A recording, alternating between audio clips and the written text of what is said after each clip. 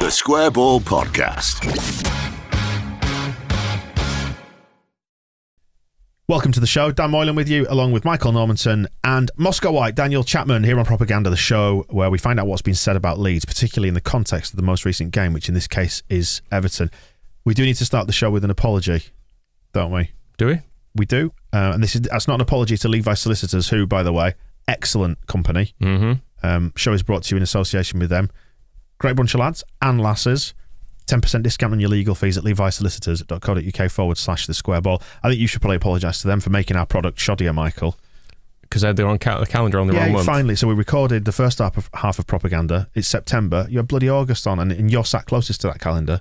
Rod Wallace was a favourite of mine. So if you're on the YouTube version, you will now see a slightly out of focus, but it's Lee Chapman, isn't it? That it is on the old school calendar. Yeah. A very tall Lee Chapman heading the ball into a very tiny goal. So don't forget to turn your calendars over. No, it's a normal size goal. Oh, he's just that big. He's that big. Excellent. Right then, this is about Everton fan channels. What have we found, Michael? The Blue Room. The Blue Room. We touched on Frank Lampard, and they obviously saw the same thing. Right. Okay. That bench was actually, it was vile to look at. Yep, that's Frank. That's just a cheap joke. Just a light, just shining. Yeah, vile to look at. Well done. But overall, despite what we thought of Everton's performance, they thought they were all right. Well, they made up. I think if I said this was really lucky that we got a point tonight, I think I'd be getting pelters from a lot of people, because I thought Everton, I would go as far as saying this is our best performance so far this season. And I think if you aren't of that opinion right now, I think you simply need to get in your mind that you've gone to one of the most difficult aways in the league. I know people say, oh, Leeds nearly got relegated themselves last season. Yes, they did. But that was with a new manager. But they are notoriously difficult place. Elland Road's such a difficult place to go to normally, because everyone, including players and manager, are in your face as soon as you kick off. That's annoyingly reasonable about us. Weren't we terrible at home last season? Yeah, but he made this point. He said even though we nearly went down, it's a new start, isn't it now? Well, it's still nonsense though. Even though they didn't win at home last year, they're great at home. You tell us how terrible we are then, Moscow. Well, we were bloody awful. And also, notoriously difficult as well. I mean, for the vast majority of the 16 years outside the Premier League, we were shit there. I know, because I was at them all. Yeah.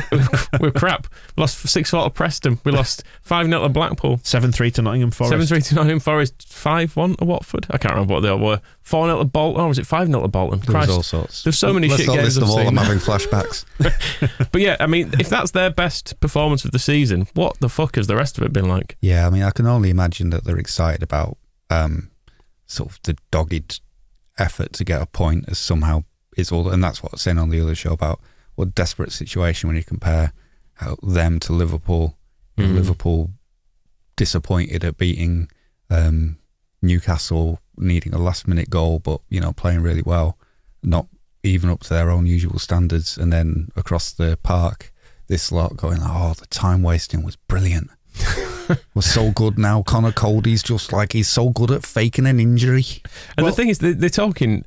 This general tone of it seemed to be that we need to be grateful for getting these points because we're in a scrap already. It's September the 1st. And there are a few games into the season and they're like, no, we need to kind of really knuckle down and just grind out this season. Well, we'll come back to the comments, the third set of clips there from the Blue Room in a second, because I want to jump, if we can, across to the Blue Boys Network, because they were not quite as happy then. Yeah, he was quite annoyed at Lampard, which was good. I'm going to criticise Lampard as well, because again, he makes no changes today. This team absolutely ran their legs off against Brentford, and then they've had to run the entire game against Leeds. I mean, they must have been absolutely knackered, some of these players. So, yeah, not thrilled about that, to be honest, because, again, I don't understand. And I said the same, and I would say the same in the last game against Brentford. Why is he not making that substitution, that McNeil for Rondon sub? We know Rondon's not brilliant, but what he does is he holds the ball, he keeps it in that third. McNeil, in that second half, I'd love to see what his pass completion rate was, because the amount of times he gave the ball away or tried to beat a man and couldn't do it was appalling. The guy has played 5 or been involved in 5 games this season. And I'm still waiting to see anything majorly constructive. I mean, he lost me a bit when he started getting into the I thought it was the interesting. details of who was good and who was not. But Don't just care. just because of getting into Lampard and the general hate towards him, and Lampard's opinion that he should always be allowed more players. He spent 20 million quid on McNeil, Right. who is basically some loser who got Burnley relegated, getting like 1 assist. Just a warm body. It's just a warm body. He is just a warm body. Just a warm body. You might as well have had Dan James. That's all impact. He had the option of bringing on Danny Mills' son. Was that He him? refused it. Yeah, Stanley Mills was on the bench. Spawn of Mills. Yeah, I mean, there's not a lot. Still got paid though, didn't he? Still got paid. There's not a lot to excite you on Everton's bench. Would you bring on Michael Keane or Seamus Coleman? Michael Keane, I think they paid about 20 million quid for him. Ruben Vinegar? Yeah, that's Alan? Doesn't say which Alan, just some lad called Alan. Someone like called Alan. Yeah, I just thought it was nice to hear Some them. lad called Alan. Well, it says to hear Alan. them. Everybody else has got like full names. Mechanic's It says apprentice. Alan. He's a mechanic's apprentice, isn't he? Yeah, so he could have been key to their second half performance if he'd come on. But, I mean, they had plenty of rest just in the game. The guys worried about it, saying, they were running about all over. No, they weren't. They were standing about doing now for as long as they possibly could. So that's why they don't need to make the substitutions. They conserve energy. I mean, all that tactical play discussion. Fine. We're here to dig Lampard out, aren't we, really? So what have we got from them? Blue Boys Network, he's back in. He drifts away from Lampard, then he realises he knows he hates him. You can tell he's saying he doesn't, but he does. The second half, it was like we played yesterday. We had no legs, we had no energy. We were giving the ball away really sloppy, and Lampard did absolutely nothing to try and change it. He didn't try and bring on an extra midfielder, or he didn't try and stop the fullbacks pressing, or he didn't try and bring on a striker. He did nothing. And look, I'm all for supporting Lampard. I'm not one of these Evertonians that are Lampard out. I'm not. I am. I support Lampard. But again, tonight, I question what he's doing. I'm very supportive of him, but he did nothing. Yeah. Do you think they do have fans who are Lampard out in August? I hope they do. I think there have been some of them who are not convinced, I think, Moscow, maybe. Yeah. And rightly so. Because there were people who wanted Bielsa out at the start of last season, like after a game, which was weird given what had happened the previous years. But it's kind of the whole point of them putting themselves into a scrap is, August is the time to just chill and enjoy it. What's the stress? Well, I mean, Lampard must go. I saw 3,000 of them applauding him and singing his name at the end of that game, so they must be, broadly speaking, happy. Although if we had Lampard in charge, I would be Lampard out. Oh, yeah, I would. If it was day one. Same as... at the press conference, we could be picking the press conference. It'd be like having Dennis Wise back of just counting the hours until he's gone again. And he says that Lampard didn't do anything in the second half. He gave the fourth official almost had his ear off. So he was doing something. He was moaning, wasn't he? Speaking of the officials, then let's go back to the Blue Room, because they have got opinions. This is the ref then, is it? Yeah, they're discussing the ref in both our game and the previous game, and it's probably telling that our opinions differ. I thought they've been decent. I think they've let the play flow on. They haven't been mad with the cards. There's been some tackles that last season probably would have been fouls, not this season. I think they've done really well in the last two games. I think the games have been noticeably better for it. Correct. And there'd be no bias as well. Again, that game at Leeds, it's such an easier night for a referee if they give them the benefit of the doubt on most 50-50s, on most tackles. Oh, that's a bad foul. It's a Leeds free kick, rather than giving anything. And today I thought he managed it perfectly fair and reasonable. So, you know what? You've got to give credit where it's due. As much as we slate referees all season long, that fella deserves credit for that, and I hope he gets another decent game, because he looked like a brand new ref. Yeah. That's all you can ask, isn't it? You come away from the referee and you can't remember what he's called. Perfect, because you haven't been screaming his name for 90 minutes. I mean, we didn't know what it was called, but we didn't like him either, did we? We found out it was Darren England, wasn't it? It's funny. Obviously, it's going to be easy for them to say that when we perceived that he leaned massively in their favour. Yeah, and I think it's the business of it would have been easier to give Leeds everything is a bit of a myth, because you've got to take into account there are referees out there who love not caving into that sort of atmosphere, and I think it's something Jesse Marsh might need to take into account after his kind of his tantrum at Brighton and then walking around pointing at his watch at Everton is because he thinks he can influence the referee doing that, and he can, but I think in both those cases the referee has just gone, well, I'm not going to do anything to make you feel better. I'm going to actually be even more annoying. And I have a, there's obviously no way of testing it, but I wonder if Marsh hadn't been making such a play about wanting time added on, we would have got more time added on, because referees are perverts. That's what they do. If you tell them we really want this, they'll just go, well, this is a great opportunity for me not to give you that. I was going to say, I've heard a rumour, I don't know if this is true or not, but let's assume it is, that the PMGOL who run the refs on behalf of the professional game, that all the refs lobbied to have their all black outfits changed to PVC for the season, but they said, you can't do that. We don't want to kink shame you, but it's important that you just keep up appearances. Fair enough. Wear the normal sort of the wiki material, right? Because you're going to sweat a lot, obviously, inside PVC. That's the beauty as of you it. normally do. That's the beauty of it. That's why I like it. It was weird that the ref just kept pointing at his watch as if saying, I am stopping this. So I'm almost acknowledging that there was time wasting going on, but then refusing to book anyone. It's a weird combo. And then didn't add the time on, because we had a friend in the other show told us there was 11 minutes of just Everton in the first half, and the only time that got added on was Rodrigo's injury. I mean, the ball is allowed to be out of play. We should say that, the ball is not in play for 90 minutes. And maybe we, just the atmosphere and the way that Everton were being and us being behind. Frank Lampard, a bit weird that they were all obsessed with time wasting. It fueled all that a bit. Of course it does, though, but you're naturally going to lean into all those feelings, aren't you? Like, I got well annoyed with it all. But also, the Premier League have made a big play about wanting the ball to be back in play. That's why there were those little molehills with the ball on around the pitches, so that all anybody has to do is pick up the ball and throw it back in, or put it down and kick it. And Jordan Pickford, and you could tell as well, it was mentioned, we didn't use it in the other show, but our pal, someone.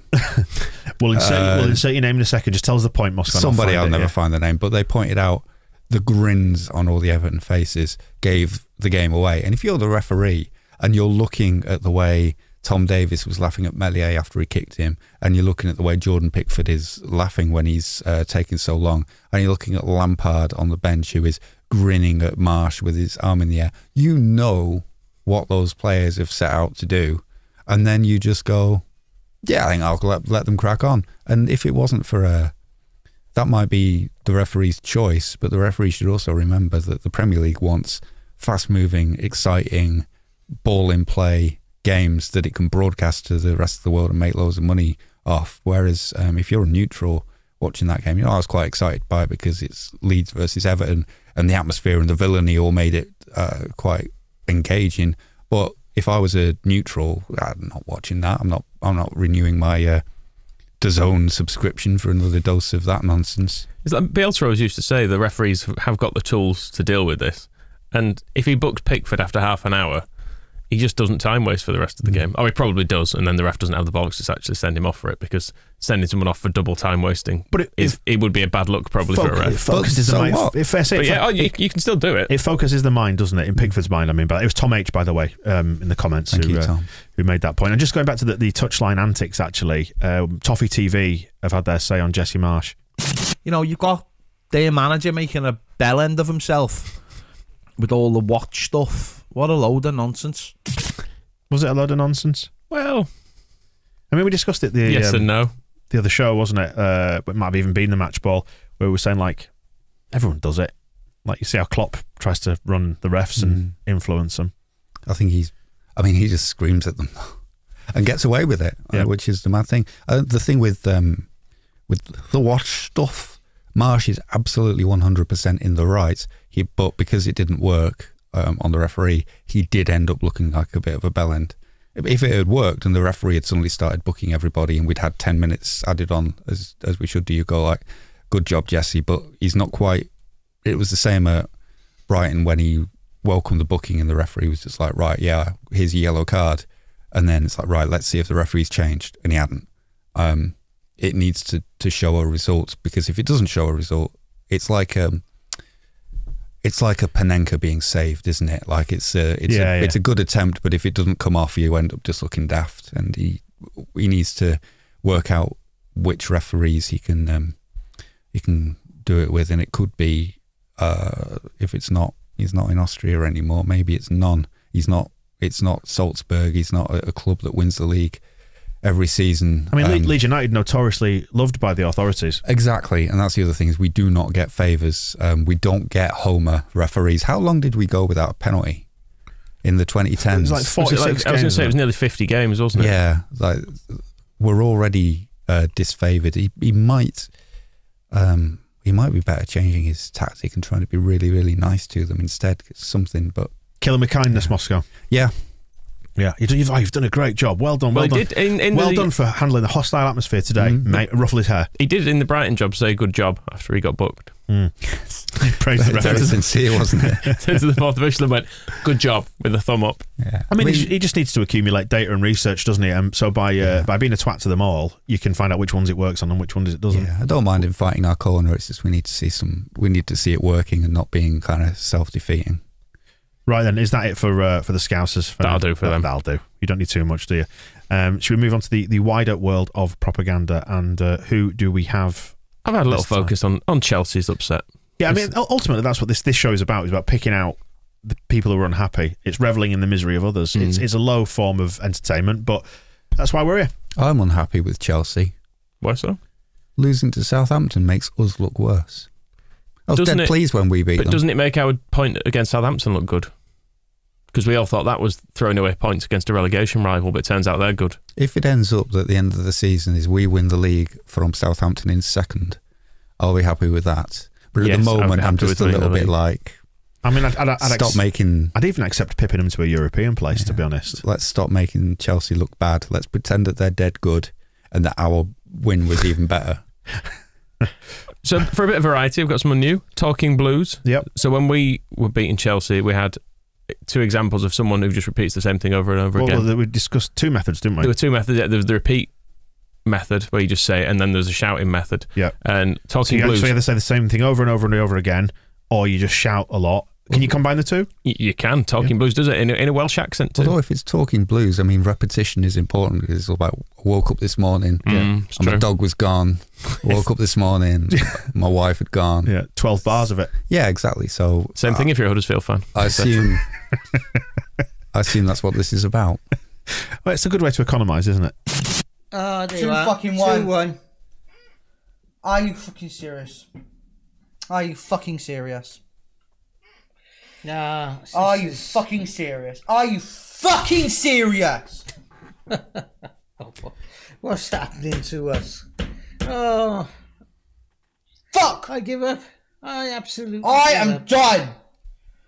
This is absolute bollocks. I'm done with this club. That is a common theme that emerges, doesn't it? I am done is what they always say. And then sit there for the remainder of the game. That does work well, though, if you go, are you fucking serious? Dun, dun, dun, dun, dun. Are you fucking serious? Dun, dun, dun, dun, dun. Are you fucking serious? We're behind again. What is happening to us? Dun, dun, dun, dun, dun. It's perfect. Oh, dear me. It's good seeing misery of Chelsea, isn't it?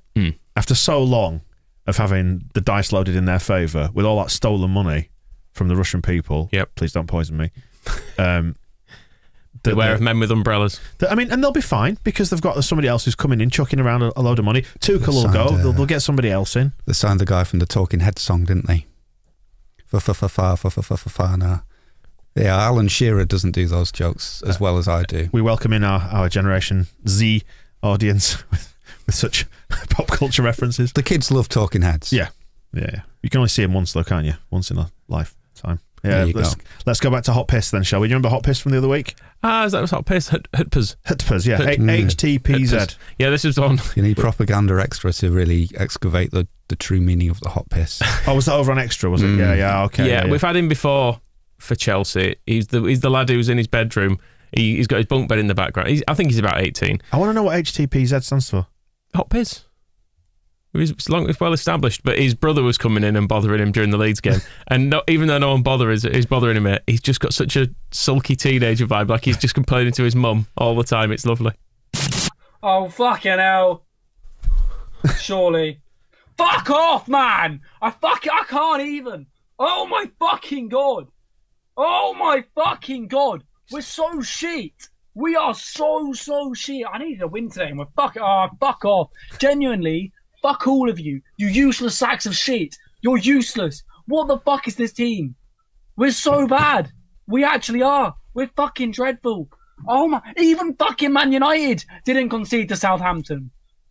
We're 2 goals conceded. And we're not even at half. Oh, we're so bad. Oh, fuck off. I mean, Darren's mum lets him stay up until 11:30, and I'm telling him 9 years old. Telly in his room. He's got and he's got a PS5.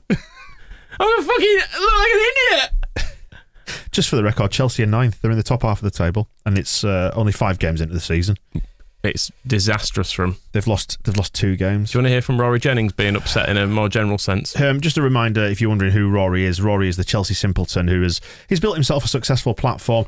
I mean, he's basically like that kid, but he's 40. Yeah. Yeah, and was in EastEnders once. And he's very earnest as well, is Rory, isn't it, in his delivery, but he's very earnest while delivering what is quite obviously transparently like clickbaity stuff. Like, for example, did you see the video still that was doing the rounds of here's why Haaland will flop at Man City? It's such transparently, it's just that outrage economy, isn't it? So people will go, what is he on about? And then watch the stupid video and you know what he's going to say. He got another hat-trick last night, didn't he? Yeah, who could have seen that coming? Yeah. And then was asking for Eric Bakker. Yeah, anyway, here is the Chelsea simpleton. This is a little, it's not all one clip, I've just joined a few complaints together. Is he very earnest sounding in this? Yeah. Good. If you cannot trust your goalkeeper, you cannot have that goalkeeper. I'm no fan of Ariza Balaga, but he needs to play the next game. And I tell you what, unless we've got about 10 players lined up that are elite, that are going to come in before the window closes, then we have absolutely no hope of anything. When Chelsea line up against West Ham, he needs to be nowhere near that team. Mendy, nowhere near that team. Azpilicueta, nowhere near that team. Kai Havertz, absolutely nowhere near that team. If Roman Abramovich was still Chelsea chairman and Chelsea owner, there is no way that Thomas Tuchel would still be in a job. I mean, this is all just it's the Man United stuff again, isn't it? It's we're not as good as we used to be, so sign 10 new players, sign everybody and moan about everything. They've spent like £300 million or something, haven't they, this transfer window? But are they elite? They need 10 more elite players. 10 more elite players. And the shit like this is tedious, isn't it? God. What's missing from what he's saying there is that unless they have 10 players lined up who are all elite, then you might just have to get used to the idea that you're not going to win every game this season. I mean, I know that's a shock that can happen in football, that you do not have a divine right to win every game and win the Premier League. But, what are the worst implications of not signing 10 elite players? Another team might win. Sorry, I've just done some part maths. of growing up is you realise that other people exist on this world as well. Just done some maths here. Can you just double check my workings here? I reckon 10 elite players, let's say ballpark figure £50 million each. They're signing them from Leeds. I would have said 100 million. Well, let's just go for 50, just because hopefully it simplifies the maths. 50 million times 10, I think that's £500 million. Or if you want, even if you want to go somewhere between 100 million, let's say 75 million, I reckon that's £750 million. Yeah, if they want to sign them from a club that drives like, if they were signing in one window, signing 10 elite Leeds players, 500 million, double it if they're coming from Brighton. I mean, as a reminder of, because they're conceding goals, aren't they? That's why we beat them 3-0, why they're losing to Southampton. A reminder of what they have done this summer: 60 million on Cucurella. They spent 30 million on Koulibaly, who's the one who got sent off against us, who looked absolutely awful, and they've just dropped another 70 million now on Fofana. So that's 3 defenders they've got. They've also got Raheem Sterling and a couple of other players as well. Isn't that enough? I mean, given they've been spending they've spent about £1 billion in the last decade or so. Isn't that enough? It's almost like they're spoiled. Almost like. And it's almost like it turns people into idiots, and these people start idiotic YouTube accounts. Thankfully, we'd never do such a thing, would we? God, no. And yeah, what's Rory been saying? Let's get rid of him. This is. I'm going to just let this one hang. Is it going to speak for itself? Leave it out of context, and we'll move on. Thomas Tuchel gets away with it, and I don't know why. We've been saying that for a while. Yeah, absolutely. Yeah. Thanks, Michael. Appreciate that. That's good. Well, there you go. Propaganda for Chelsea and the wider world. Some more of it coming after Brentford. Oh, do they have any fan channels? I'm not aware of any. No, I mean, do sort of clubs of that size? I don't think they normally do this at your League One level. Don't really bother. So we'll find something. We'll have a dig about, see what we can find, and we'll return with propaganda then. We've got the weekly show to come as well, where we'll do heroes and villains and all that stuff. Catch up on the latest Leeds United news on transfer deadline day, which is very exciting. and it may come out. So we'll be recording it before the deadline. What a risk! What a risk! But it might come out afterwards. Oh, that's exciting, isn't it? We'll speak to you then. Bye. The Square Ball Podcast.